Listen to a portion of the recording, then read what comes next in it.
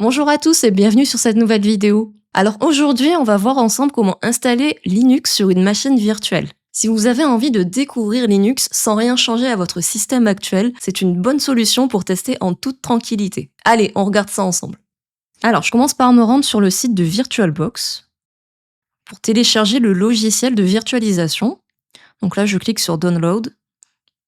Comme je suis sur Windows, je vais choisir la version adaptée à mon système d'exploitation. Donc là, je clique sur Windows et mon logiciel se télécharge. En parallèle de ça, je vais aller sur le site officiel d'Ubuntu pour télécharger finalement l'image ISO. Donc je clique sur télécharger et en fait c'est un fichier qui va nous permettre d'installer Linux dans notre machine virtuelle. Alors ça prend un peu de temps parce que le fichier c'est un gros fichier de plusieurs gigaoctets. Je vais attendre la fin de mon téléchargement. Une fois que les deux téléchargements sont terminés, je vais procéder à l'installation de VirtualBox. Alors là, je vais cliquer sur Ouvrir. OK, et là, je vais cliquer sur Suivant. En fait, je vais faire une installation avec les paramètres qui sont sélectionnés par défaut. Donc là, je vais cliquer sur Suivant. Là, j'accepte les termes du contrat de licence. Voilà, je clique sur Suivant. OK. OK, je vais créer un raccourci sur le bureau, je clique sur Suivant et je clique sur Installer. Alors je vais fermer ça aussi. Alors l'installation, là, c'est pareil, ça peut prendre quelques minutes. Maintenant, j'ai fini l'installation de VirtualBox. Donc je vais cliquer sur Terminer et ça va me lancer, le logiciel en fait. Alors maintenant que VirtualBox est installé, ce que je vais faire, c'est que je vais créer ma machine virtuelle. Alors pour créer ma nouvelle machine virtuelle, je vais cliquer ici sur Nouvelle. Alors on me demande de lui donner un nom, je vais l'appeler Ubuntu VM, donc VM pour Virtual Machine. Ensuite, Linux, c'est le type de système, donc je vais le laisser sélectionner par défaut. Et au niveau de la version, on sera sur une version de type Ubuntu. Donc à ce niveau-là, j'ai pas besoin de renseigner quoi que ce soit. En revanche, après, pour la configuration de ma machine, alors moi, j'ai décidé de lui attribuer, on va mettre un peu plus de 10 gigaoctets de RAM, et au niveau des CPU, je vais lui en mettre 8. Alors après, c'est parce que mon PC le permet aussi. Vous faites ça en fonction de votre ordinateur. Moi, je vous recommande d'aller jusqu'à la limite entre la couleur verte et orange.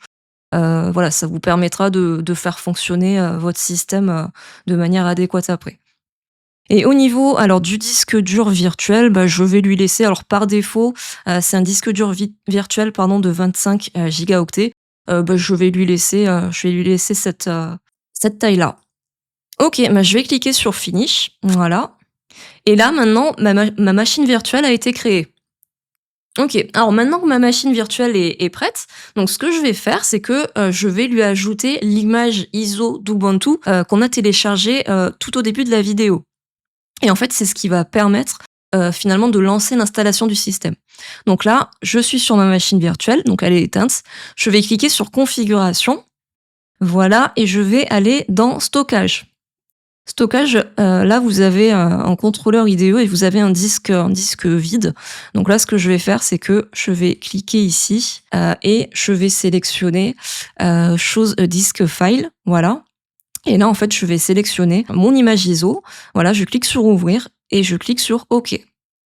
Maintenant qu'on a créé notre machine virtuelle et qu'on l'a configurée, qu'on a rajouté notre image ISO, ce que je vous propose, c'est de démarrer la machine virtuelle pour lancer l'installation d'Ubuntu. Donc là, je vais cliquer, donc je suis sur ma machine, je vais cliquer sur Démarrer.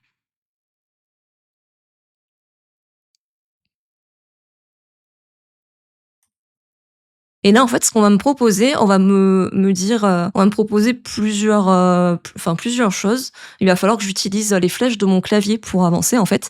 Donc là, on me propose Try or install Ubuntu. Ça correspond à ce que j'ai envie de faire vu que j'ai envie d'installer Ubuntu. Alors après, on me propose Ubuntu, donc ça c'est pour tester Ubuntu mais sans l'installer. Et par contre, le test memory, alors ça je sais pas trop, je me suis pas renseignée sur ce sujet-là. N'hésitez pas les connaisseurs et connaisseuses à écrire un petit commentaire dans la vidéo, je serais curieuse de savoir. Donc moi, ce que je vais choisir Try or install Ubuntu, donc c'est la première option, et je vais appuyer sur la touche Entrée. Et là, en fait, l'installation va commencer.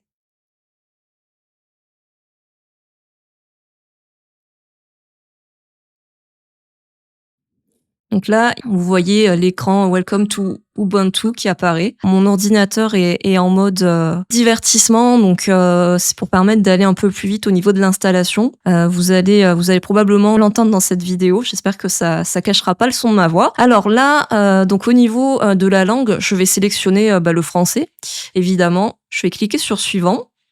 Au niveau des paramètres d'accessibilité, bon ça je vais laisser tel quel. Au niveau de la disposition du clavier, bon bah je sélectionne le français aussi. Donc je clique sur suivant. Là c'est pareil, je vais laisser utiliser une connexion câblée. Voilà, ça je vais ignorer pour l'instant. Et après je vais laisser les paramètres par défaut. Donc là je vais cliquer sur installer Ubuntu. Je vais cliquer sur faire une installation interactive. Là c'est pareil, je vais laisser installation par défaut. Et après plus tard, je referai une vidéo pour qu'on voit comment on installe des outils de bureau, comment utiliser le terminal directement dans Linux, ce genre de choses. Donc voilà.